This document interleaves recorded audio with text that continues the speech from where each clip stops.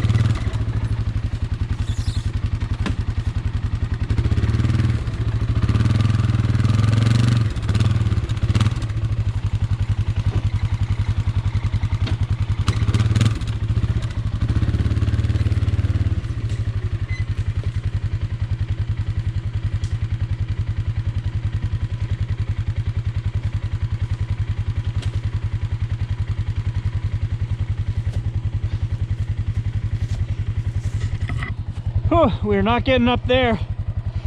Great big crevice in the road. It's just too muddy. We'll go another way.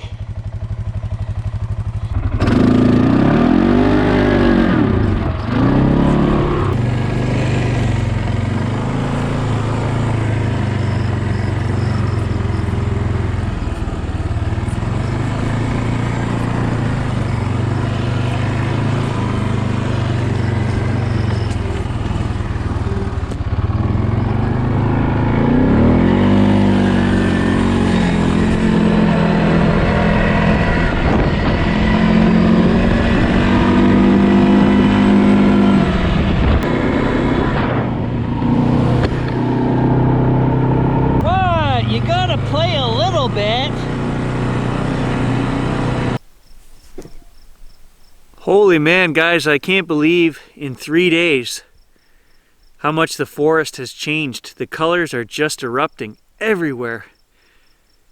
Beautiful stuff, beautiful trail riding today. I haven't seen a soul back here. We've done 12 kilometers. No birds. I haven't seen any birds either, but man, it is beautiful right now.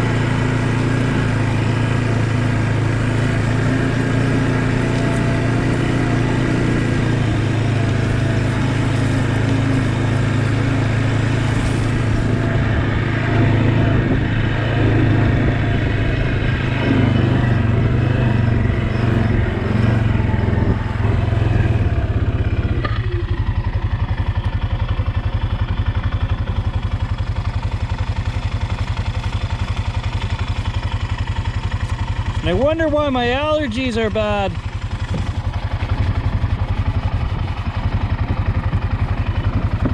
All right, here we are, guys, 38 kilometers in. This is one of my premier moose hunting spots, but there are some great swamps here for birds as well. So we're gonna get off the bike. I haven't seen a bird yet today, and we're gonna just hike some of these trails, and I'm gonna show you guys some country nobody sees. So I've marked the position of the bike here on my GPS. I've got my compass. We can go off-road, and we are going off-trail right here. We're gonna just head into swamp, and there is literally, 1,000 kilometers, more than that, that we could just keep going north here, and we're never gonna hit anything. So you make sure you mark where your bike is.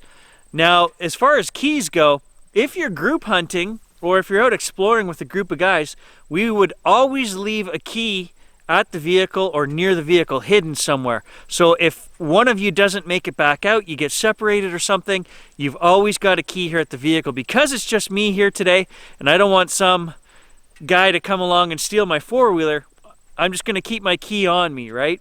And it would take a real low-life piece of scum to steal somebody's four-wheeler 40 kilometers back in the bush, but hey, it could happen. I will leave my helmet right here, and just on the good graces of common courtesy, nobody's going to touch my stuff, but it's a chance you take when you leave. I've got an axe, I've got a bunch of gear here in my four-wheeler, none of it's locked up, so you just hope, and you know the area that you're in, that the guys are decent guys and they're not going to steal your stuff.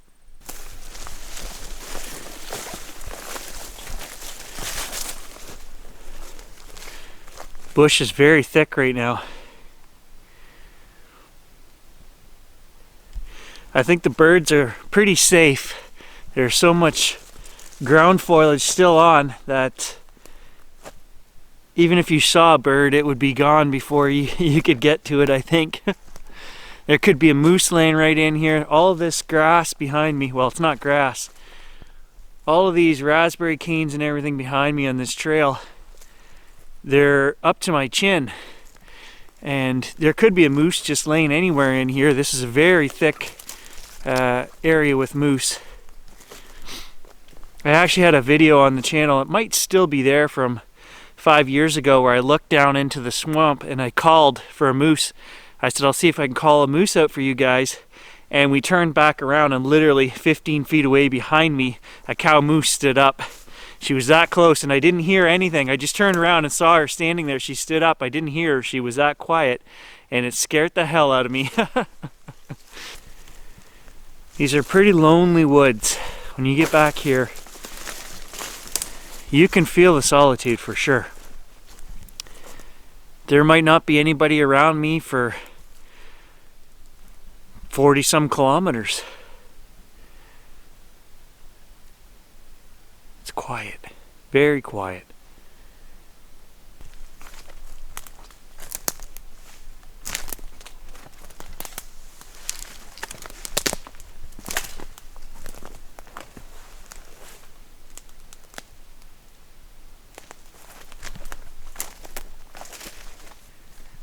In fact, it's eerily quiet. I don't hear a single bird.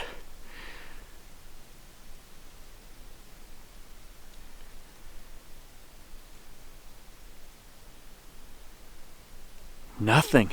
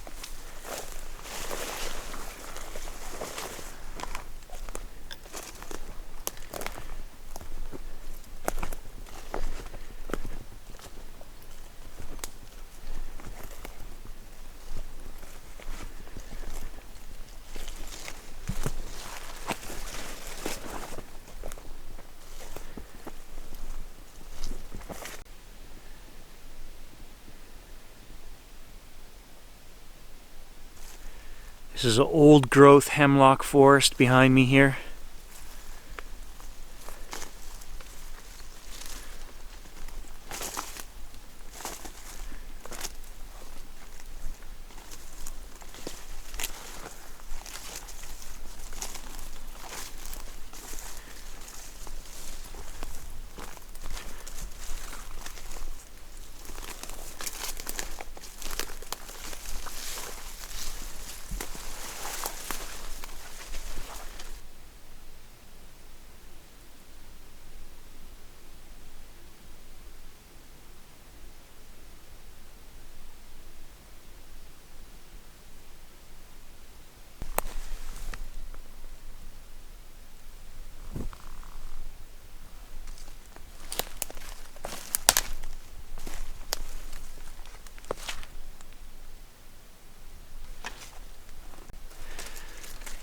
So there are moose tracks all the way up the Skidder Trail.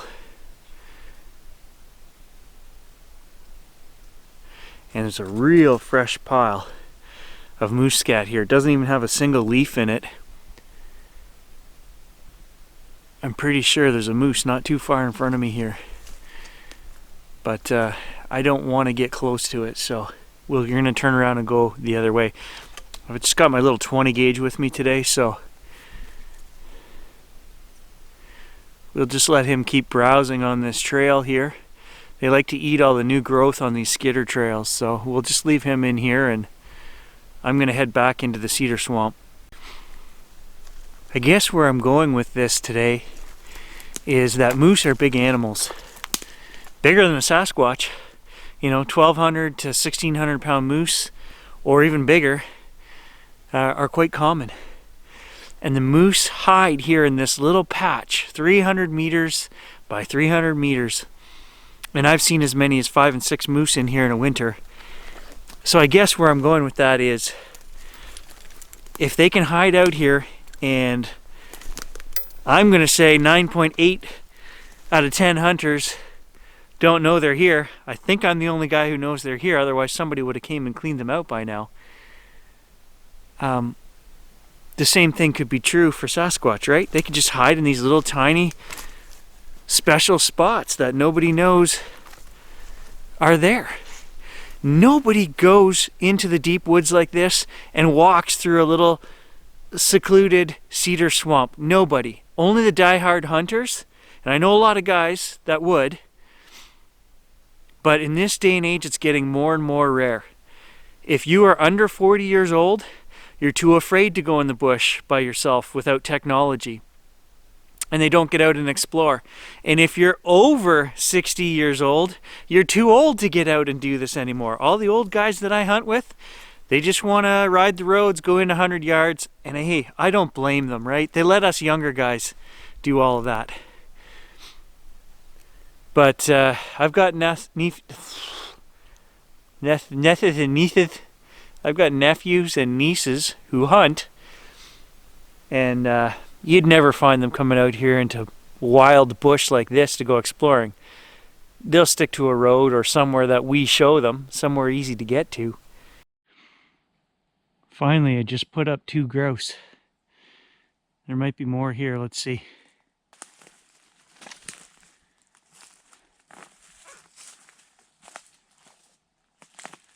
So thick. I didn't see them until they were flying.